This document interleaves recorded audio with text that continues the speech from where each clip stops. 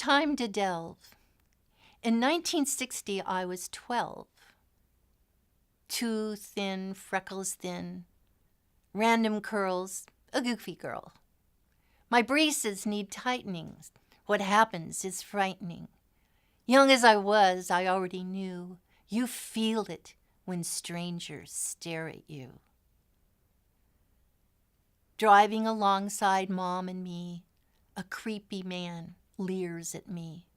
My child mind reacts in disgust, prickly fear, and distrust. Since that day when these men look my way, those feelings return, demanding I pay careful attention and work to allay the dangers inherent in their lust for children and women who give them trust. I wonder, I ponder, time and time and time again, I watch these men assault women.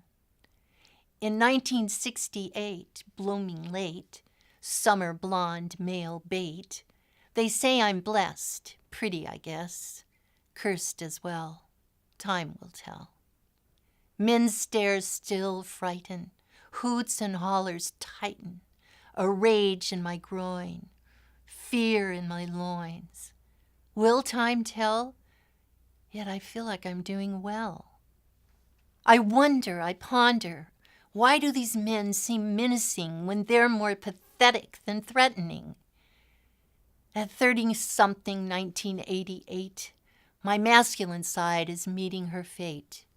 In aerospace, a rare commodity, I'm a female manager, oddity.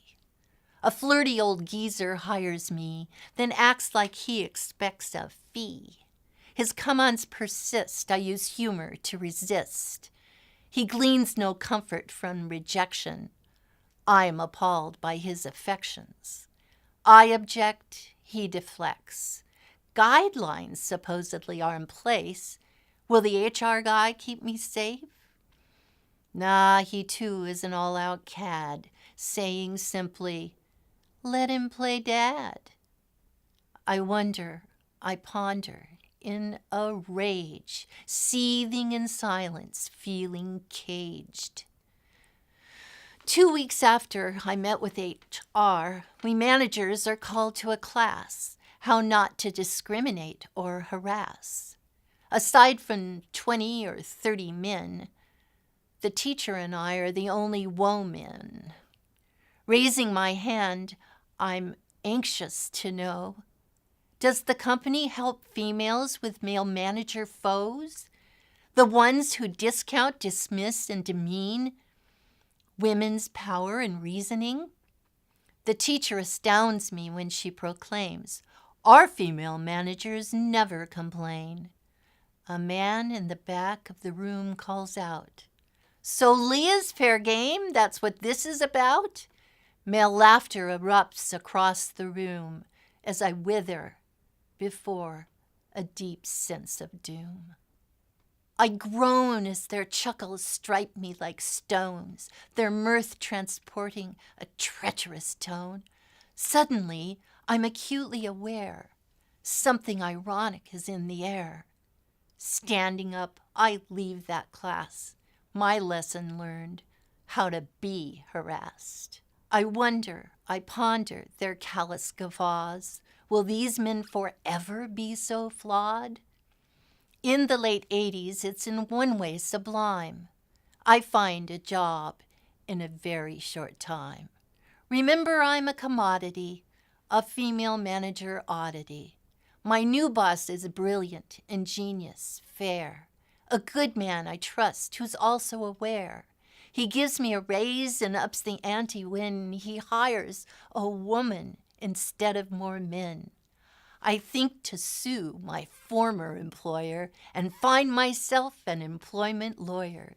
He says, were you making less pay, not more, our chance to win would be less poor. You haven't suffered nearly enough. Winning a lawsuit will just be too tough. Money's what he's looking to see.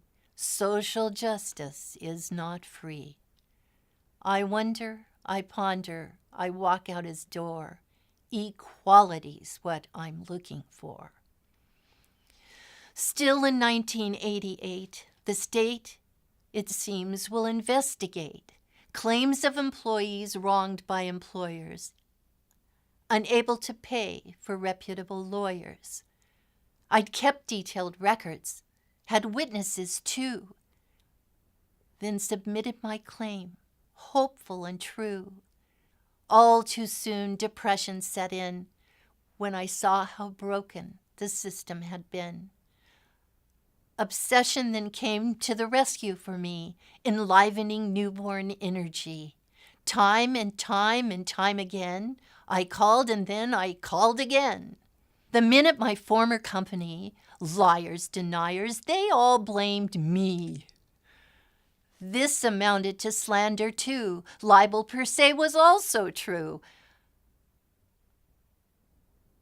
1 year, 2 years, 3 went by. Nothing happened. Why? Why? I wonder, I ponder. I stopped making calls. In 1991, completely ignored, I think I am done. When my phone ring-a-dings and a voice wants to know details of what happened 3 long years ago. Thank you, courageous Anita Hill. You were the reason they noticed me still. Waiting and calling and wanting to rate someone to help before it's too late. Yet play as they have with women scorned, these men are fools who will later mourn. Their fearful deceit, denials, and lies are now leading them to their own demise. Anita and I may have seemed weak and lame, but men were deciding and needed their game, trying to keep us in our place. They were running a loser's race. Both of our bosses had the same aim, lie, deny, and blame, blame, blame, as their cronies in crime did the same. Some by omission, others outright. Anita and I were but 2 specks of light, alone in a sea of dark, hopeless night. I wonder, I ponder, I throw up my hands. Will these men ever understand? Today in 2018, I see there were many more specks than Anita and me. These days, light showers down on us all as women and men answer the call. Now I'm a senior and work part-time at a winery where I pour fine wine. Happy and lively, carefree and fun. For 4 years I had a wonderful run.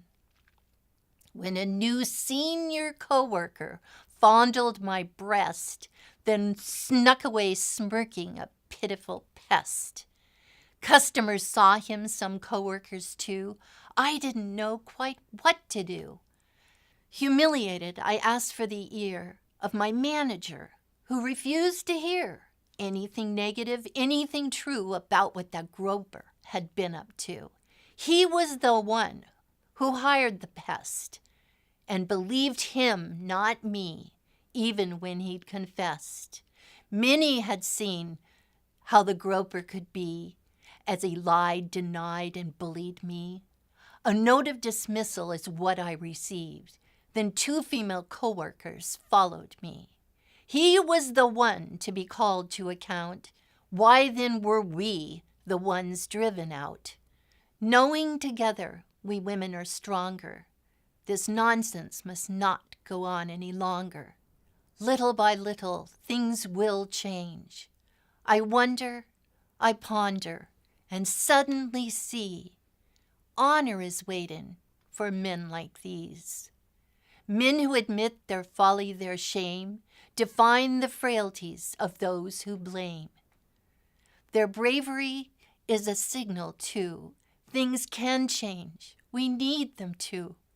If courage visits, we may someday laud these men who now seem forever flawed. May they come to their senses. May they open their souls. May they find their calling in more honorable roles. Little by little, time is saying, stand strong, with hearts that are swelling, singing our song, as the equals we women have been all along.